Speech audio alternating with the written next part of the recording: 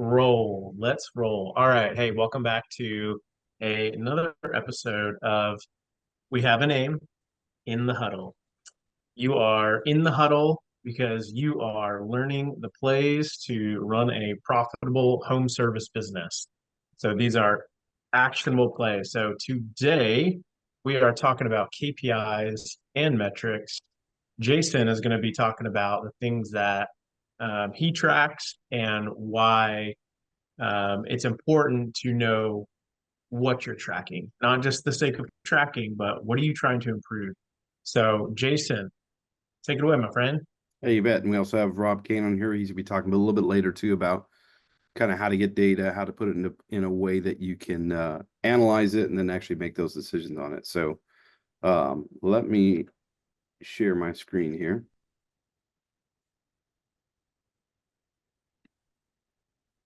So, so we're talking about performance metrics and KPIs. So, and we talk about being data driven. So what is data driven? So data driven is just allowing data to impact the decisions that you make.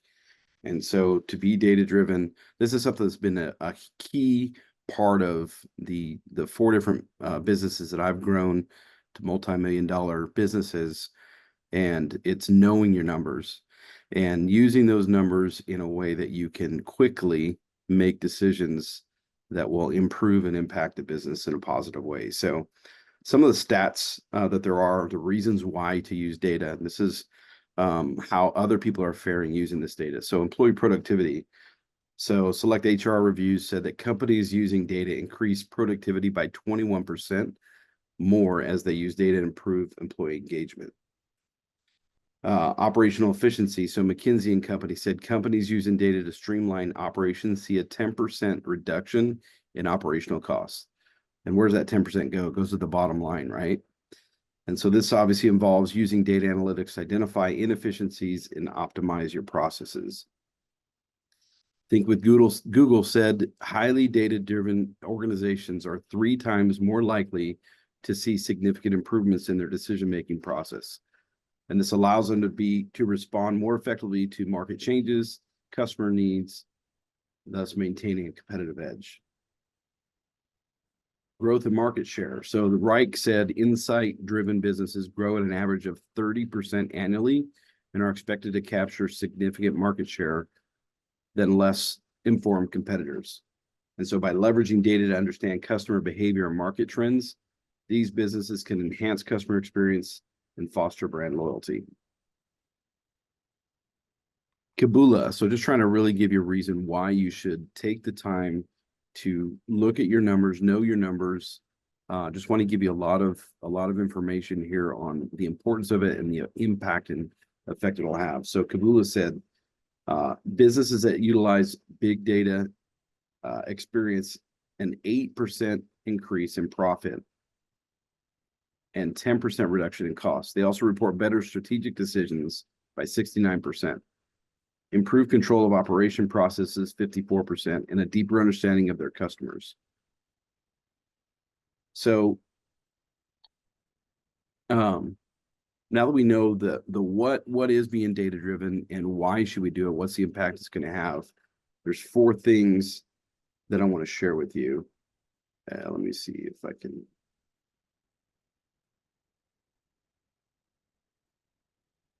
There you go. You still see my screen, right? Yep. Okay.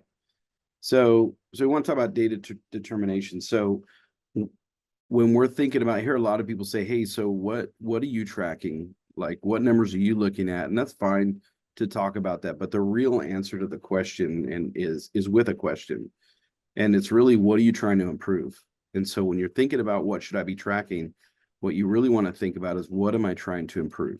What's the thing that is eating my lunch? What's the thing that is a big opportunity that if I can improve that, it's going to save me money. It's going to increase my profit. It's going to increase efficiencies. It's going to increase morale, whatever those things are. That the first thing to ask, and really this is another way to ask a question I like to ask on trying to come up with an answer for anything, is what problem are you trying to solve? And so I always start by asking that question. What are you trying to solve, or what are you trying to impact or improve? So step 2 is Once you know what you're trying to improve, now you start thinking of what do I need to measure to know it's improving?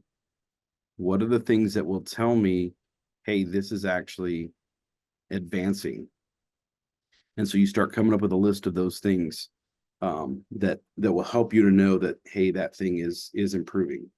Step three, a lot of people miss this. So they and it's fine to measure results, but what you want is what we call lead indicators, right? So some are lag indicators. Lag indicators are things that you go back in time and look at what happened. Lead indicators are things that, hey, if I watch these things and they're operating like they should be, then I know I will hit that result, and that result is a lag indicator. So we look at what activities need to be measured to ensure improvement.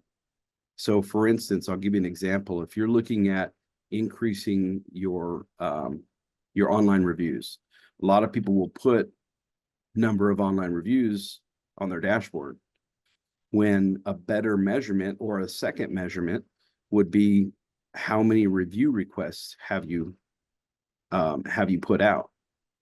And so by tracking the number of review requests, because I can't control whether a customer actually writes the review, but what I can control is if I ask for it.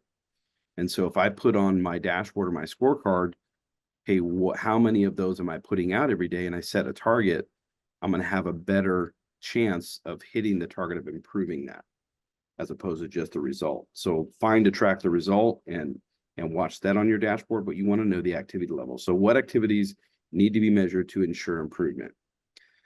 And then step four, visualize it. Put it on a scorecard, put it on a dashboard, make sure you can see it, make sure your team can see it, make sure that they know that, hey, this is what we're trying to, this is the thing that we're trying to improve. Here's the target. And then we're going to look at it on a daily, weekly, monthly basis on, hey, did we hit our target for the day, the week, or the month, the quarter, the year, whatever it is, so that we actually improve this thing.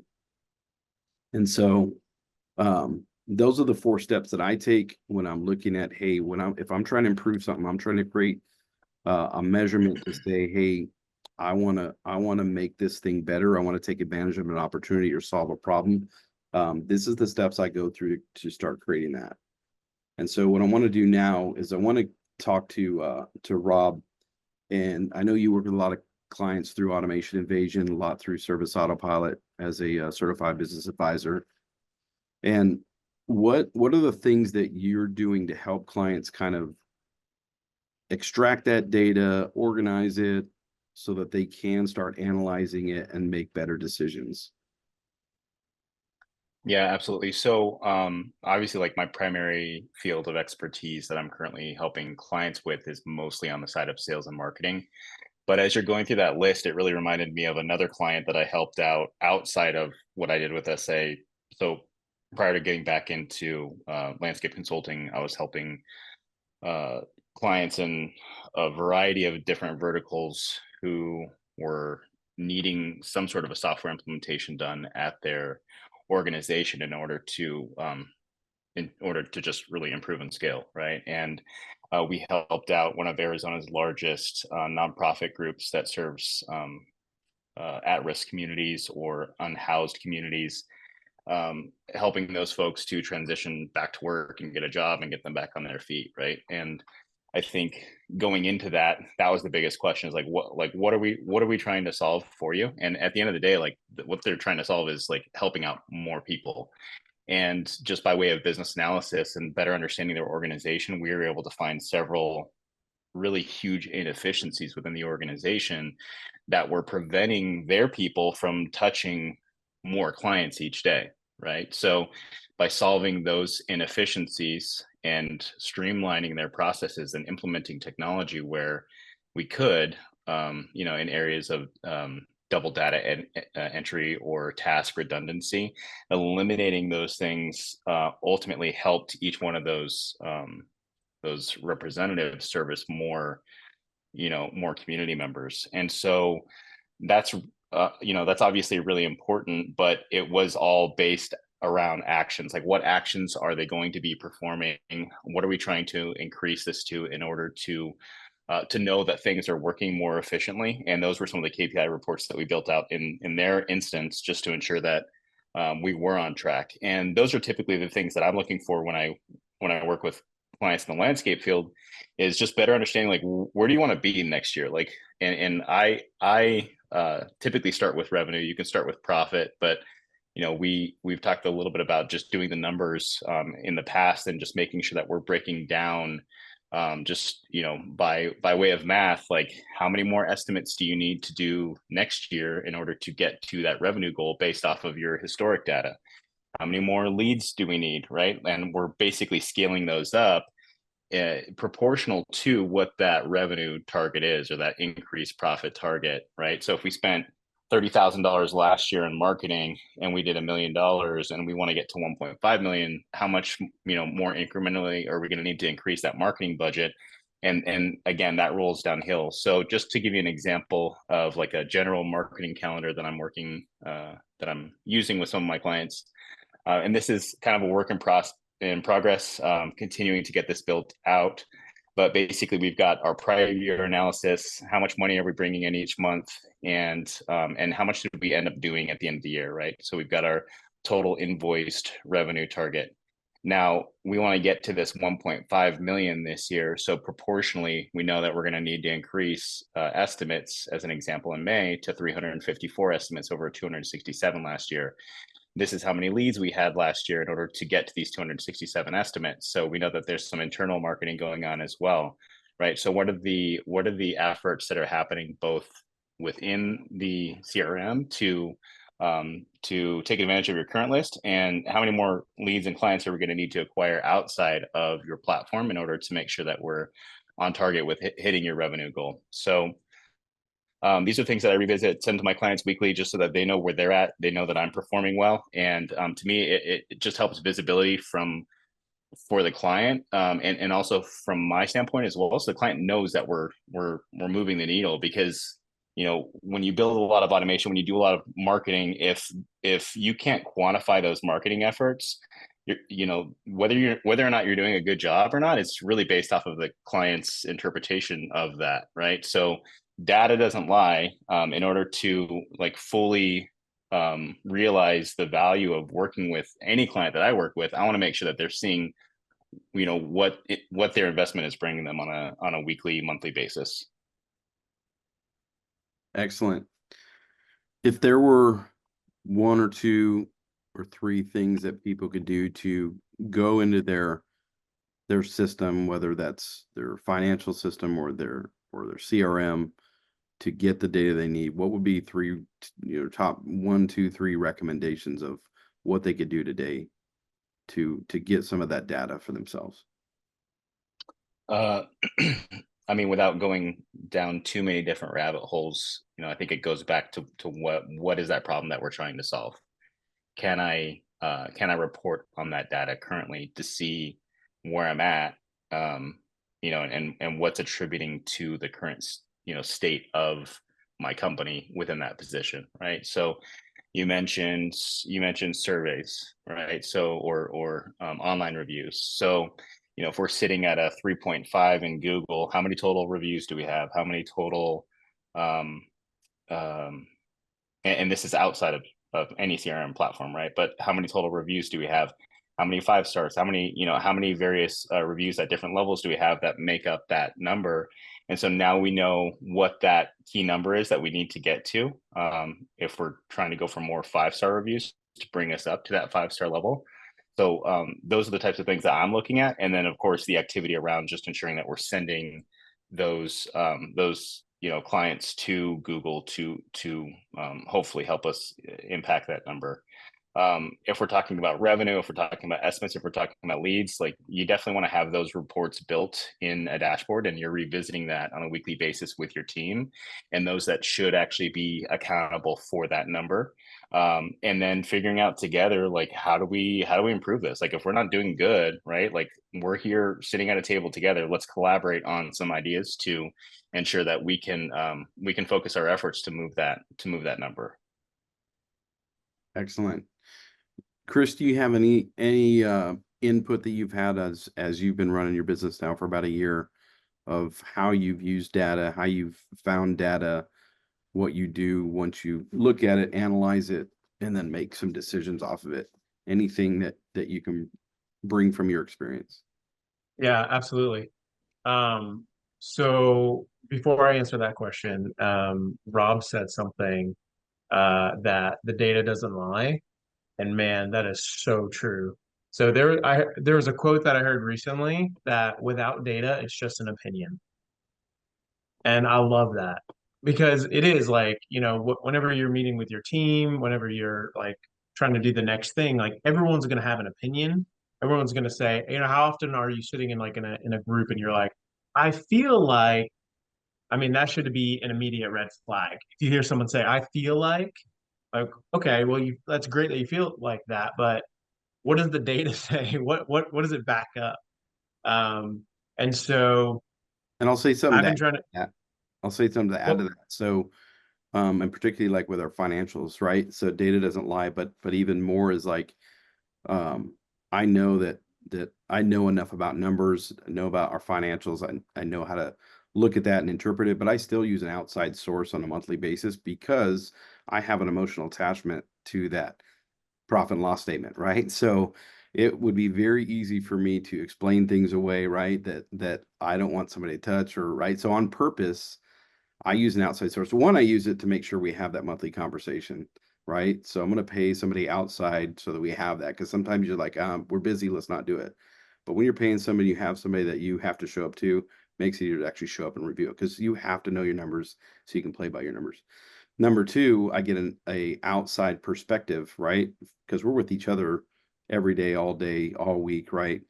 All month. And so you get that outside perspective and somebody that's not emotionally attached to any of the numbers. They're just going through the numbers and they're saying, hey, what's up with this? And although I might say something, they're going to dig in a little bit more. So just to add to what you were saying, the data doesn't lie. And also, using an outside source sometimes to help you navigate through that data just because you're emotionally attached and you're going to make excuses for why the numbers are the way they are.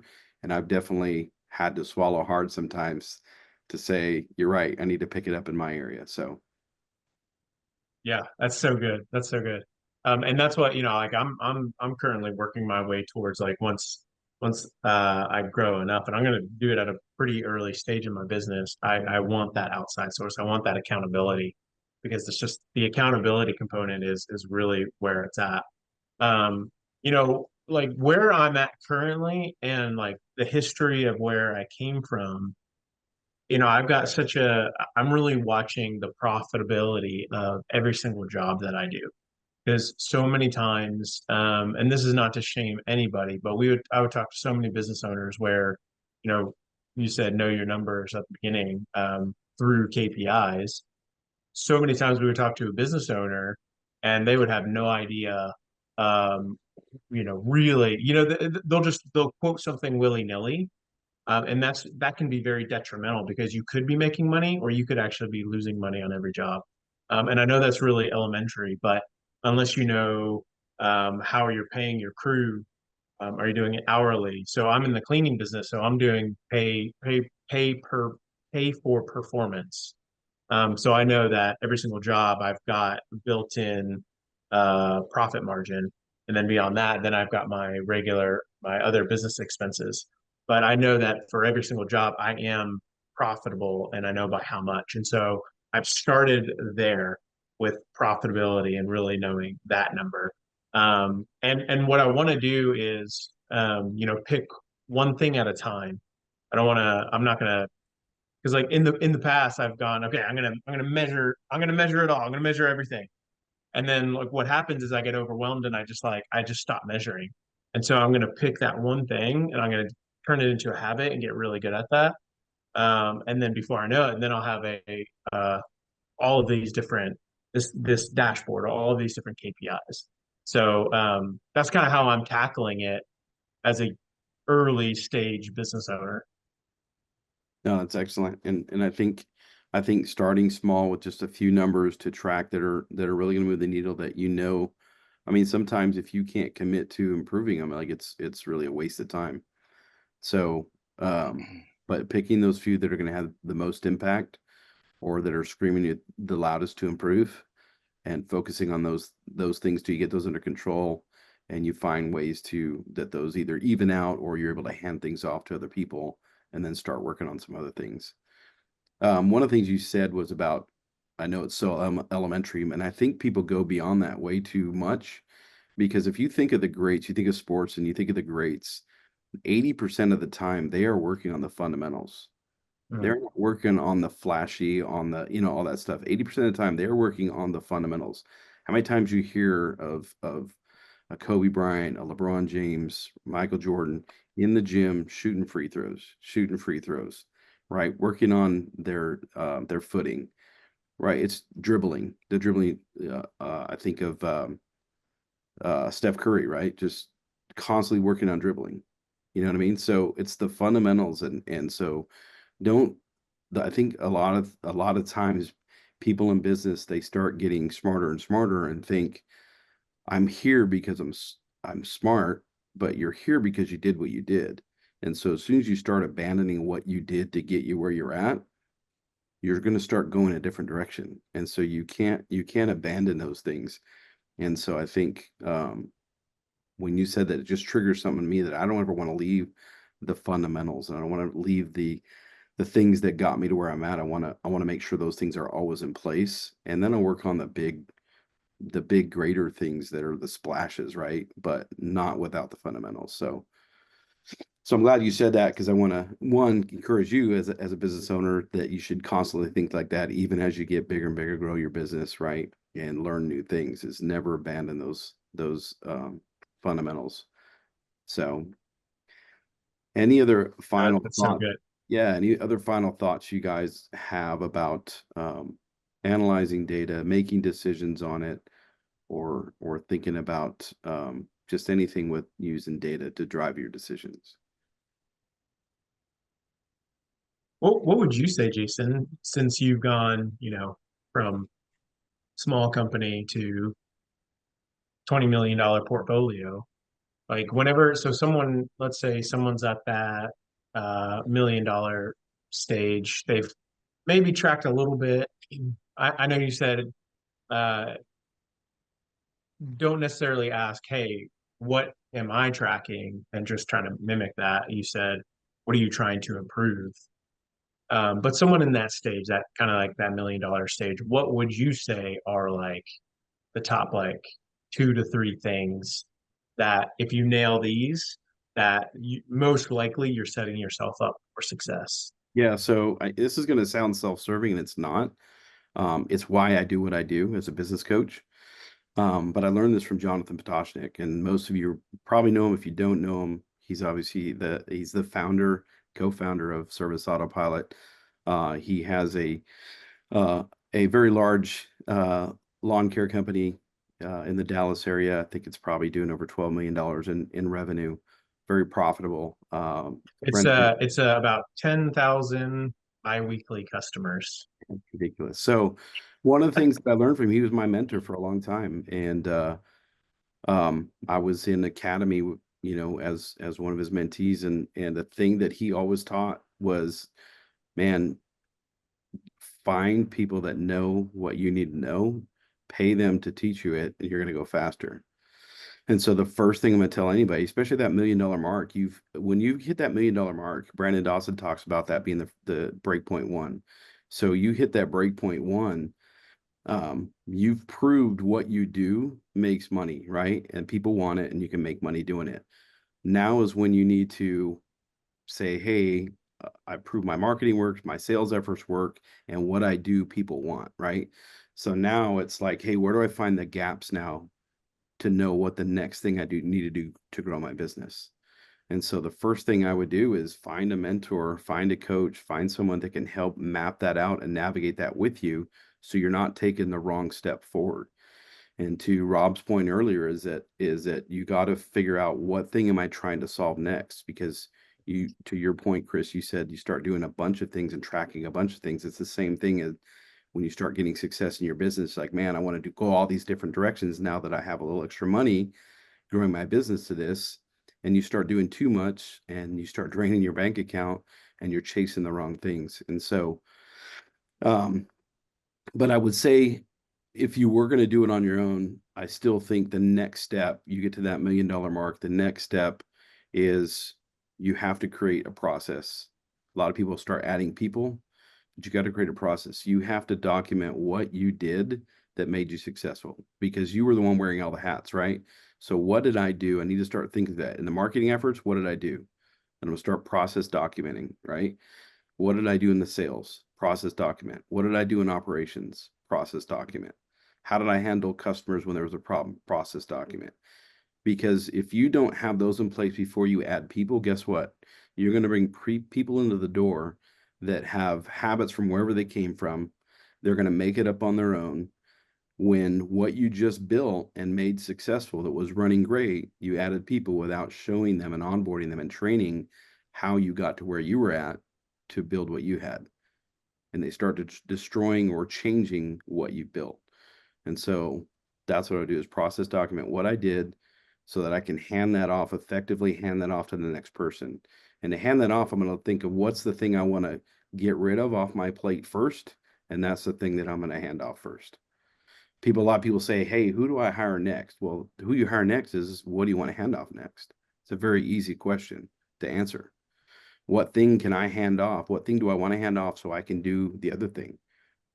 And so that tells me who I need to hire, but I'm not going to hire them unless I know how to onboard them and train them so that they can duplicate what I've already done that's been so effective. Does that answer that? Yeah, that's so great. That's so great. So you made me think of two things. I'm always thinking about like tools, how you can like streamline things as much as possible. And you were talking about just those SOPs. Um, Man, if you're not using it, Loom, Loom, and wherever we post this in all the different groups, we'll put a link out there. But Loom is incredible and it is really cheap. And you can record yourself, you can record your screen. There's AI, so it basically breaks it down into a document for you, the steps. Like, don't overcomplicate it. There's so many tools out there, especially with the advent of AI, that you can just streamline it and like you just go about your day-to-day business and it's just going to record it for you. And then I'm going to find there was another thing that I saw recently. I forget the name of it, but it was super cool. It is a specific software, but it'll capture your screen. And when you turn it on, every time you click, it basically will take a screenshot of your screen and it'll put it in a Google Doc. Oh yeah, And so what it's doing, I've used that, but oh man, it's a process creator. But I process. Okay, yeah, process created. Yeah. can't think So of what it's we'll called. get a link to that too. But like, there are these tools out there where you can use it and set yourself up for that future growth, but it not be like this major stop down of like, okay, I gotta sit down in front of my Word document and step one, blah blah blah, blah. Step two, blah blah blah. Like, no one's got time for that anymore. So just automate it. Like, use AI. 100%. So I'm gonna close this out here. I'll let you close this out, but I'm just gonna go to this one more slide that I had. Pull this up. So when you think of what's gonna happen as a result of using data to drive your decisions, one, you're gonna have increased employee engagement and performance. You're gonna increase your revenue. You're gonna decrease your cost. You're gonna increase client retention, because once you're measuring things, then what I heard a saying, what you measure, what you don't measure can't be improved. And so what you measure will get improved. So when you use that data to start looking at what's really happening and you start making those changes and maybe iterating processes, then you can start increasing the performance of your people and your organization. And obviously, you're going to increase client retention as a result. And ultimately, with all these things, you're going to increase your profit, which is really what we're all about. We have what's called the profit playbook, where we're helping businesses increase their profit. And in fact, Rob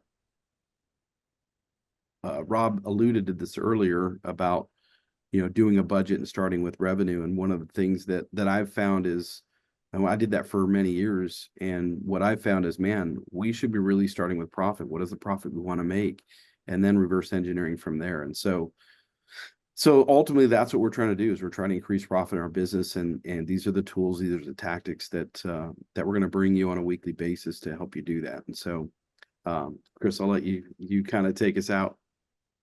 Absolutely. So we'll be doing this again next week, and we will let you know about the topic that we'll be doing next week.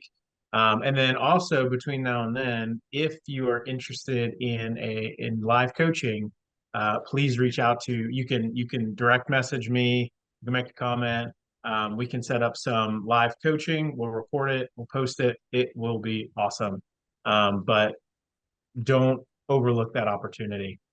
So again, thanks so much for joining. This is In the Huddle. We'll be back next week, and let us know if you have any questions between now and then. Thanks, y'all. See ya. Thanks, guys.